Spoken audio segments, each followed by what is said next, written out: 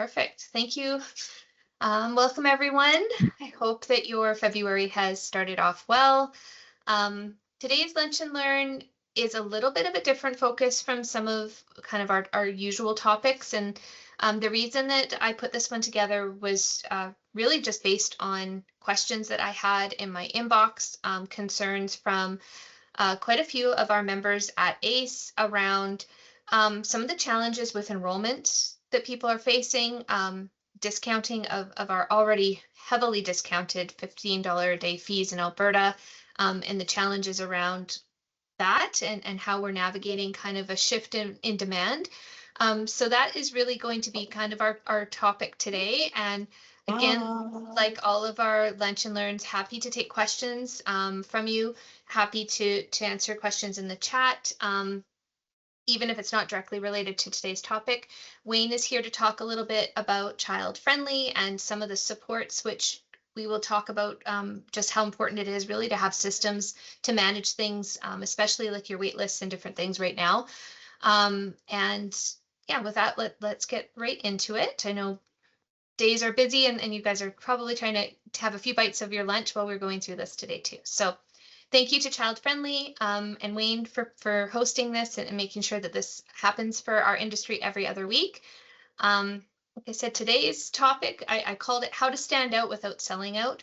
And really the intention was to talk about how to make sure that your center is sustainable, it maintains that high quality, and that you can navigate these changes in enrollment and demand as we move through the next year in Alberta with our next 12-month agreement that's in place now. So today is all about practical decision making, not compliance advice. Obviously not here to represent any kind of government or licensing bodies, just here as an operator to have a conversation with you and share insight and experiences. So where we're going to go today is we're going to start with a little bit about Alberta's enrollment reality, because the context of this really matters. We'll talk about what's actually driving stability right now, how families are choosing care, and why discounting isn't solving the long-term problem. We'll spend most of our time on practical strategies, so how programs are responding to local shifts in demand, managing your wait list, tightening some onboarding, and building systems that support consistency in your programs. The key message really that runs through today's presentation is all about how in a $15 a day world, enrollment stability comes from trust, clarity, and strong systems, not discounts. So yeah, our first kind of topic is standing out without selling out. In a flat fee system, price is really no longer the differentiator. All of us in Alberta, or I would say probably 99% of us, are participating in our Canada-wide early learning and childcare program. So we all have the same fees. We are all in a $15 a day flat fee world. The majority, I don't think, are charging an extensive amount of enhanced programs outside of maybe a food program. But if you are and you have a different model from kind of what I'm experiencing from my role with ACE and my own operations, love to hear about it and how it's working for you. But families really are not choosing based on cost anymore. They're choosing based on confidence.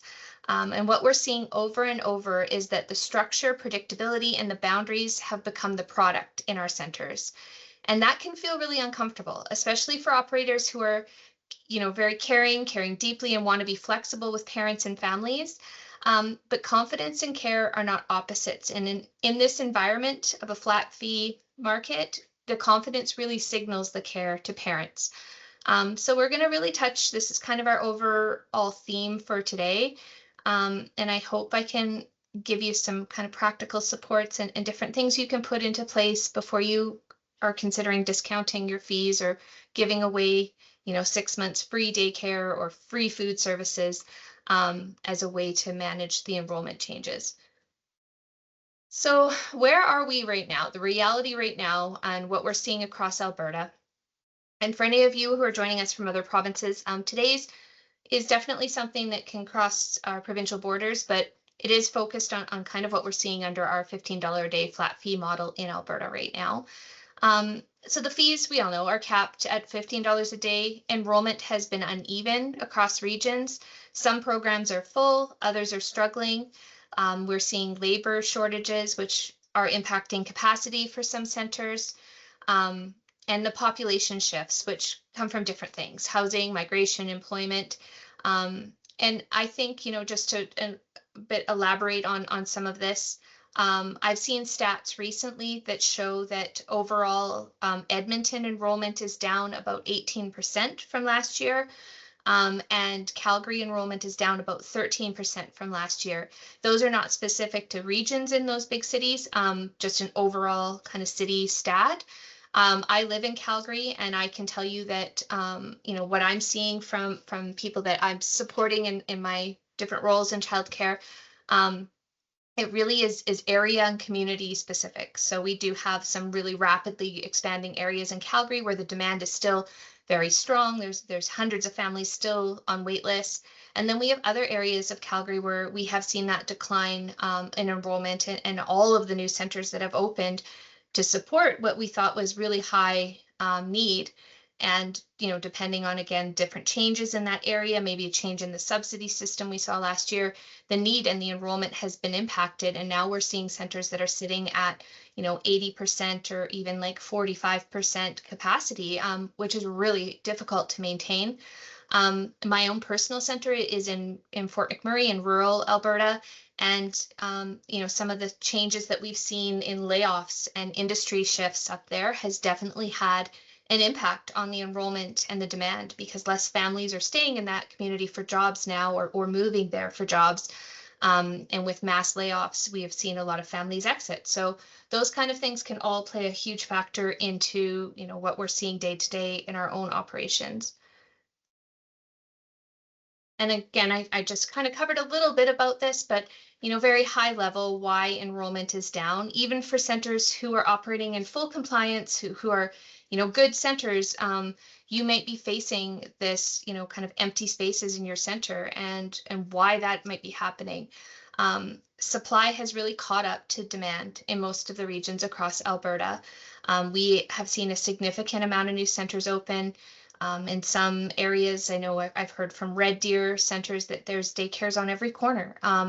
And I think, we can look at why that happened, but we're in a policy-driven industry now that has very specific space quotas to meet, that doesn't always reflect the realities of what we're seeing on the ground.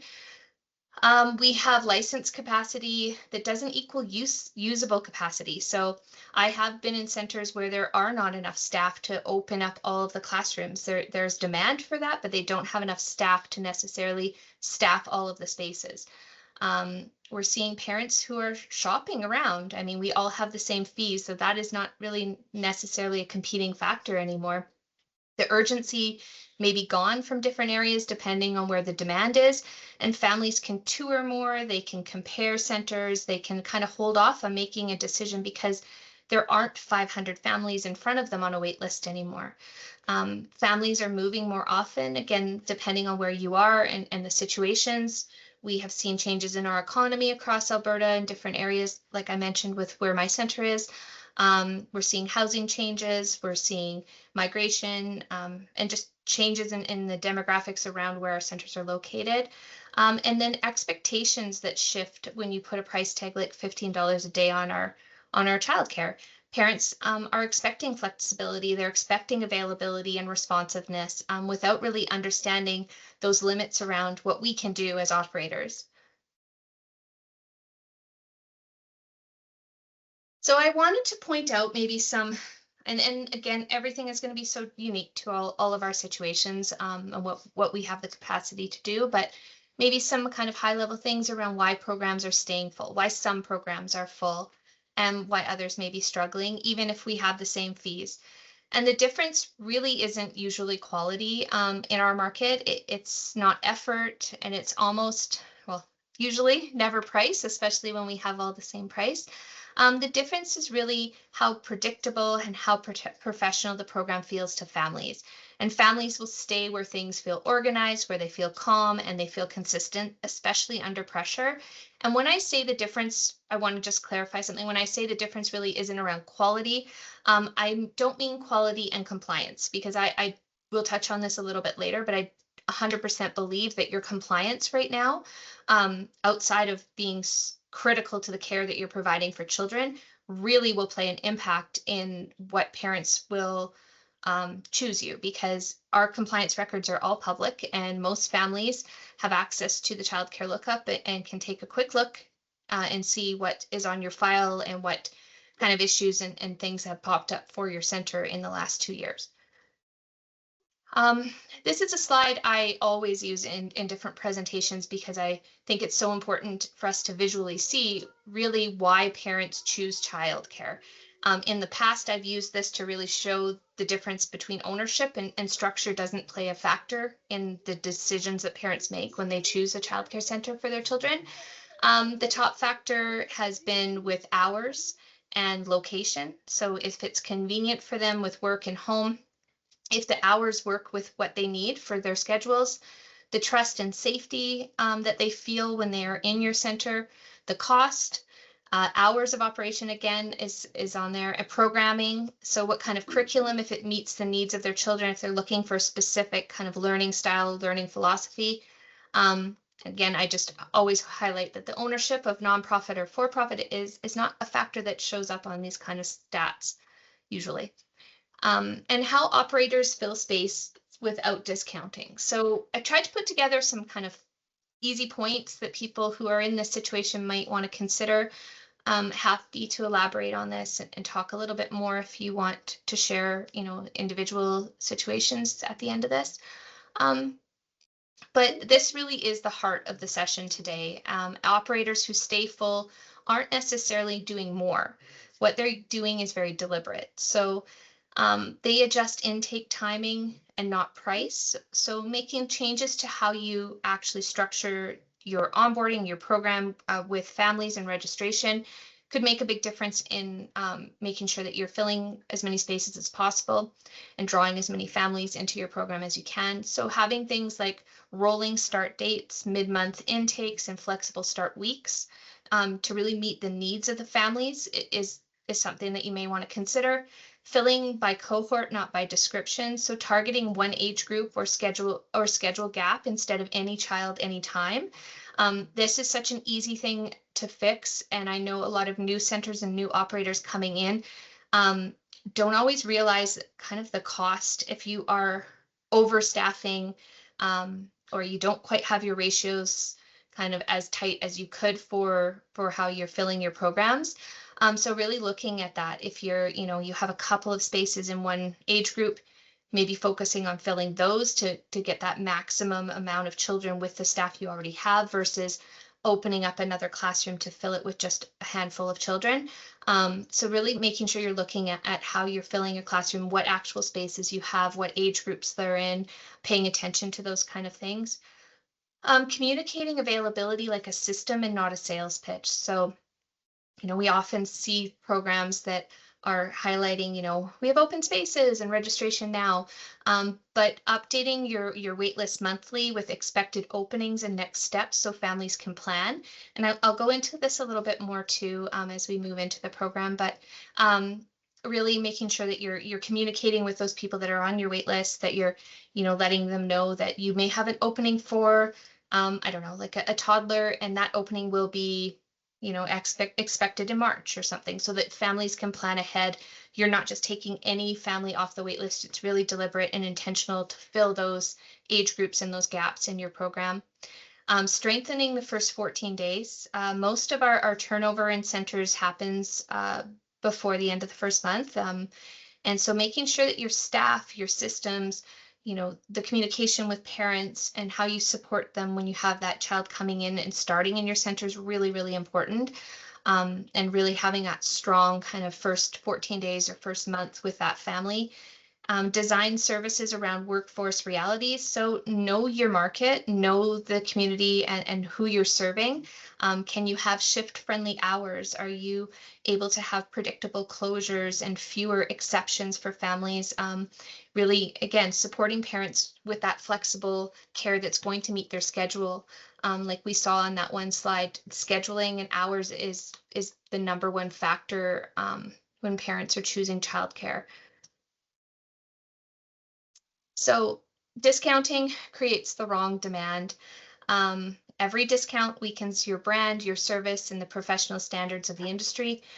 Again, not here to tell you that you should never look at discounting or providing a percentage off or sibling rates or anything like that. This is an industry where we still have autonomy over our programs and our how we are operating our businesses.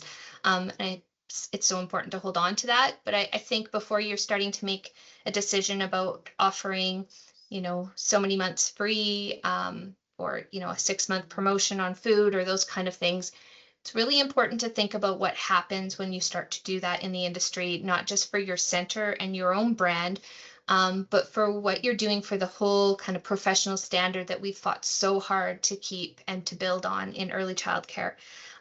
We have really advocated across the industry to not be seen as babysitters, to really have families see the value in the services that we're offering. And when we start to discount it beyond an already substantially discounted fee of $15 a day, I believe it is sending the wrong message to the public of the value of the services that you're providing. It also, I have always been a believer that you need to find your people in your program. You need to find families that see the value in what you're doing, that believe in the program that you're offering, and that it's a little community and family that you're building in your center. So, discounting already discounted systems, does that really attract the families that you want long-term in your centers? It increases complaints, it increases pressure, it shortens the length of stay. Families who are looking for that cheaper care will often shop around, and it'll be very short-term enrollment in your center. And those are usually difficult enrollments. Those are difficult families. Usually they've been passed around from daycare to daycare, and it can really increase that burnout and stress on your staff as well. So just a few things to think about if this is something that you've been, considering, if you're feeling that pinch on enrollment right now and you're looking for, what you can do. Some things you can do instead of discounting. So, I felt it in my own center this year. It has been definitely a decline in our enrollment for sure. And it really does create a bit of panic. We all have bills to pay. We know that there's costs involved in offering our services, and we need enrollment to be able to stay open. But what you're doing is you're training the families to wait, to negotiate, and to leave when something cheaper appears. You're devaluing your services and your professional services that you're providing. And that stability is not going to come from lowering standards in your center. This is a very short-term fix. So one of the things that I think, might be an easy fix for you to consider, something just as we're continuing into the new year, and you're maybe cleaning up some of your systems and looking for kind of fresh ways to do things, is to really consider the systems that you have in place. Strong systems help you stay consistent under pressure. Enrollment systems create clear start dates, written notice periods, non-negotiable holding policies. Being very consistent on your enrollment and what the terms are for families, and how you're going to take children in, and what the dates and kind of the system is in place. Having those minimum written notice periods and expectations all up front will really protect you from having families leaving kind of mid-month, or not giving you notice, and leaving you kind of hanging with those unpaid spaces. Having a parent communication system, so not a constant message of unintentional communication, but having a really strong rhythm with the communication that you're putting forward, professional communication, making sure that you're communicating all of the amazing things you're doing with the children, but also why and what they're learning, and putting value to the communication, not just communication for the sake of sending something.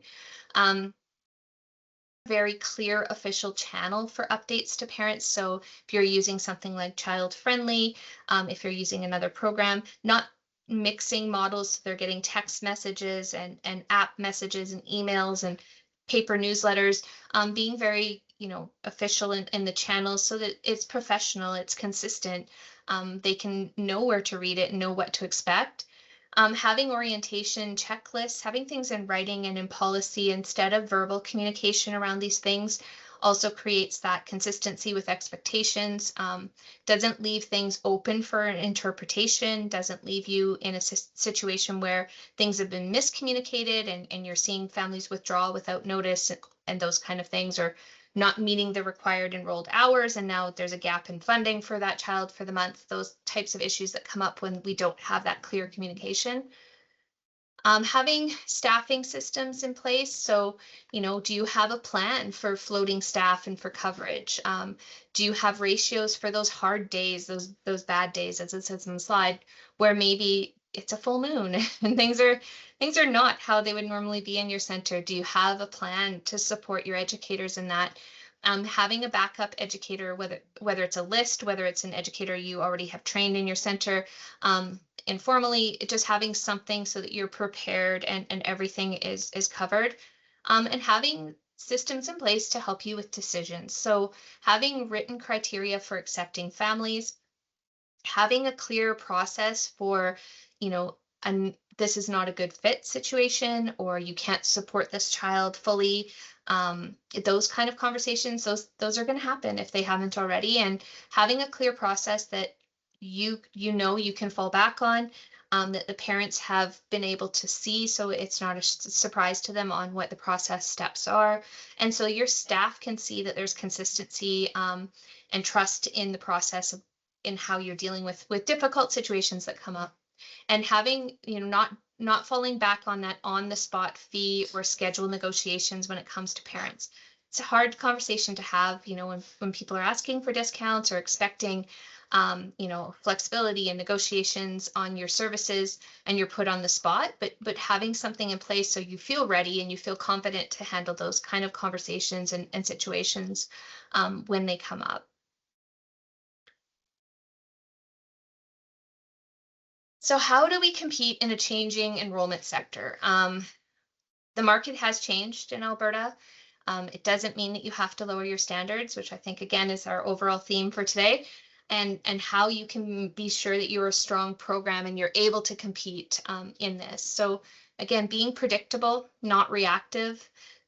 This comes from having strong systems in place. This comes from being very intentional in how you're managing things like your wait lists and your communication with parents, how you're managing any of those open kind of classrooms and open spaces, but also from attending things like this and being informed and understanding where the policy is going, that is dictating kind of the changes in funding, and which then again drive our enrollment and different things like that. So staying up to date on what's happening in the industry and understanding that we're definitely in a policy-based, industry now, and we're very vulnerable to changes in funding and politics here, and you need to be up to date and understanding on what's happening.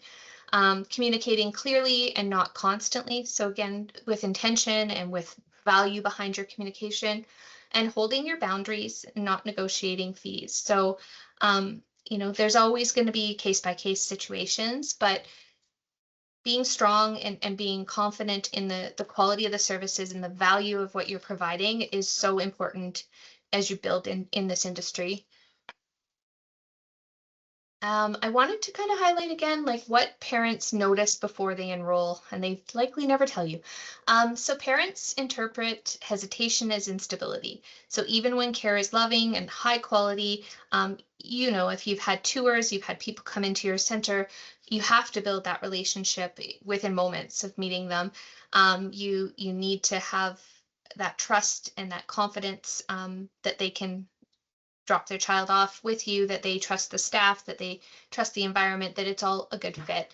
But things you could stay kind of competitive around in this area is, making sure you're prompt with your emails, making sure you're communicating in a quick way, again, with intention, with value, that you're informative and you're answering questions. Um, Having written and clear policies in place, and explained to families, being open and transparent with your policies. So again, there's no surprises. Everyone knows what to expect. And if you have staff that are answering questions, making sure that they're confident in how they communicate with parents, that they have the tools and the training and the onboarding to make sure that they feel that they can have those conversations with families, that they know the policies, that they know the value that you're offering. They have an elevator speech around why your program is wonderful and why parents should choose you.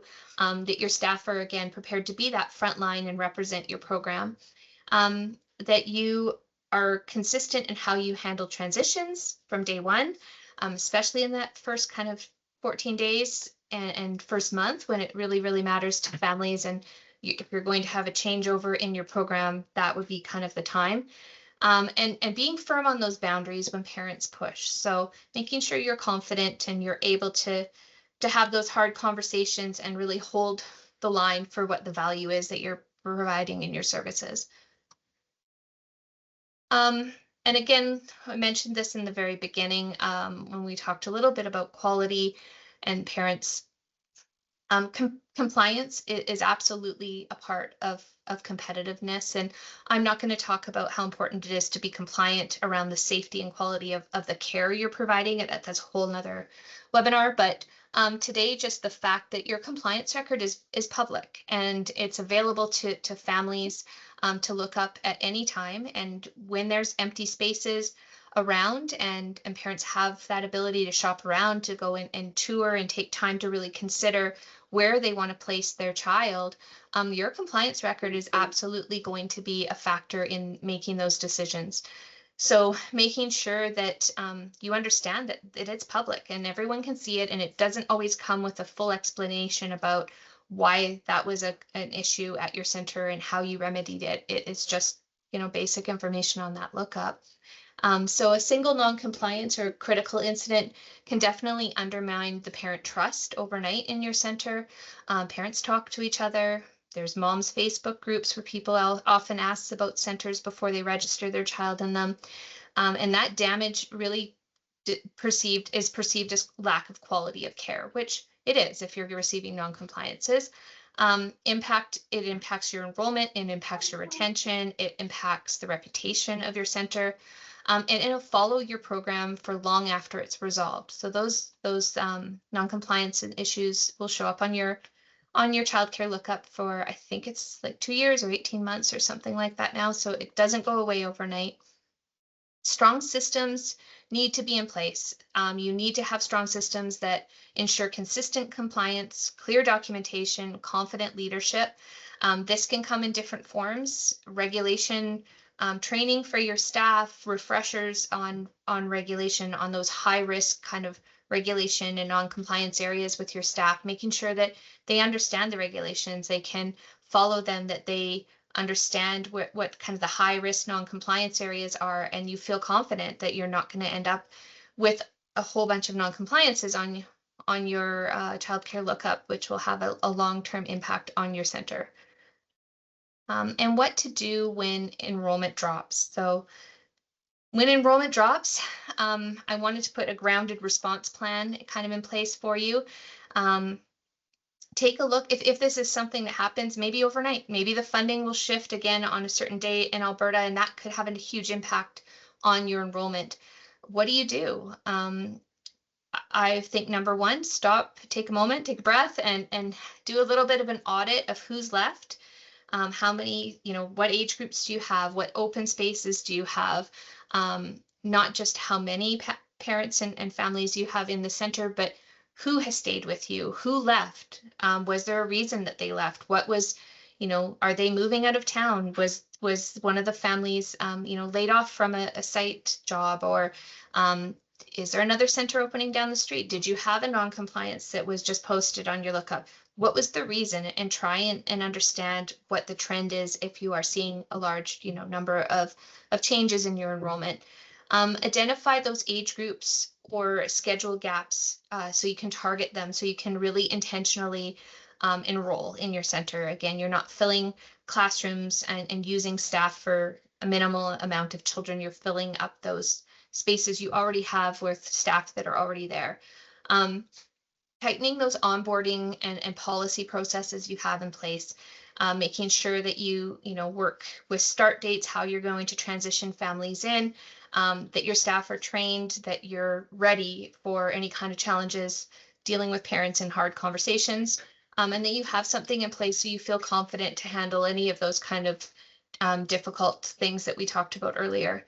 Clarifying availability messaging everywhere. So making sure that, however you advertise spaces in your program, that you're communicating that consistently across the board, that maybe you're looking at, instead of, registration open kind of messaging, that you're targeting, 2 spaces in our toddler program available for March 1st, or something more specific to really draw families in that are looking for that age group and that intentional kind of start date. And holding standards really for a term before you're changing strategy. So things take time.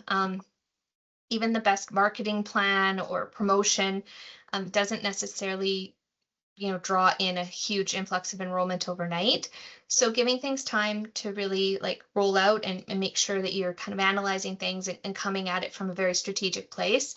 Panic creates instability and structure restores confidence. So kind of returning to that structured analytical approach, being in that business hat in your childcare center when things start to change. So how do you set your center up for success? So centers don't rely on goodwill or memory, they rely on systems. Foundational pieces that support success. So having, again, I don't think I can say this enough, clear written policies that are applied consistently. So if you have a late policy, if you have different fees for things, you're enforcing those, that it's not going to be a surprise because you've let it go for a year with families and suddenly you're enforcing those policies. So being consistent, being professional in how you're managing and administering your program. Thorough parent onboarding, so expectations are set early. We do onboarding with our staff. I hope you do. But considering having an onboarding process for parents, a tour of the center is great. But if they're registering their child with you, sit down and go through the policies with them, onboard them with an understanding of what's expected for them in attending your center. Having ongoing support and supervision for educators, ongoing training, making sure everybody is confident and strong in their roles, and then documenting processes so standards don't slip when things get busy. We all know that this industry is never the same day twice. It's always crazy when you want to, need to get all that paperwork done or sit down and actually plan something. So making sure you're well documented, your process and your standards, and that you can still enforce them in the same consistent way, even when things are busy. And that is pretty much it. So I will be happy to take questions. We can have kind of an open conversation if people are facing this or seeing a bit of decline in enrollment in their areas, maybe feeling a little bit of stress around that. Happy to talk through kind of your situations if you want to. I'll also just open it up to Wayne if there's anything around child-friendly that you might want to touch on, Wayne. Sure. If anyone is interested in taking a look at maybe our childcare management platform, we could help support your business by being a free to use or lowest cost option. In terms of dealing with this enrollment topic, we do digitally manage the entire enrollment onboarding and waitlist process on our platform. Another thing is we also track capacity for both part-time and full-time programs. If you really want to get that capacity figured out to a T, we have a lot of flexibility in the way that we customize programs. And if you do want to do any long-term plannings for your existing families, build that relationship, our system also allows you to build out registration chains and multiple registrations for them to plan out the life cycle at their center. Thanks, Crystal. Thanks, Wayne. Does anybody have any questions before we wrap up and let you go on with your day? Anyone want to share anything around kind of changes they're seeing to enrollment or challenges in your own centers? I just have a question to Wayne. Sorry, I don't know how to raise your hand on this platform. That's okay. Go right ahead. Okay. Yeah, so when for the child-friendly, we're planning to switch to child-friendly, but we Yep. were wondering if we are able to share like the daily report at the end of the day instead of throughout the day. Is it possible? That was a I quick don't question. think we have that capability yet, but I can check with the development team to see what we can do Right. there. Yeah, I'll get Okay. back to you though. Yeah, no Yeah. problem. Okay. Thank you. Um, Anybody else? So we have our next Lunch and Learn will be February 18th, so 2 weeks from today. Um, Open to topics. So if anyone, has any concerns or things that they would like us to have a discussion around and create a Lunch and Learn around, please reach out. I think for the February 18th, as it stands right now, we're going to do a professional development lunch and learn, which we did try to do in January, and I had some issues with our internet that day. So I'm actually going to redo that one. We've revised it with some updated professional development options for you. All of us know that at the end of March, our professional development grants reset in Alberta. So if you haven't used your professional development funding and your time release funding, now is a great time so it doesn't just kind of disappear at the end of March. So that'll be our next one in February. But again, if you have questions outside of here, please reach out. We're happy to help. And I hope that this was somewhat supportive for at least some of you today. And I hope you all have a wonderful rest of your week. Fire drills and lockdowns for daycares. Okay, we can add that to one of our lists. Maybe we'll do like a kind of safety version of Lunch and Learn over the next couple months. All right. Well, thanks. Thank you, Wayne, for your time. Have a Thank great you. day. Thanks, Bye. guys. Have a wonderful day. Bye.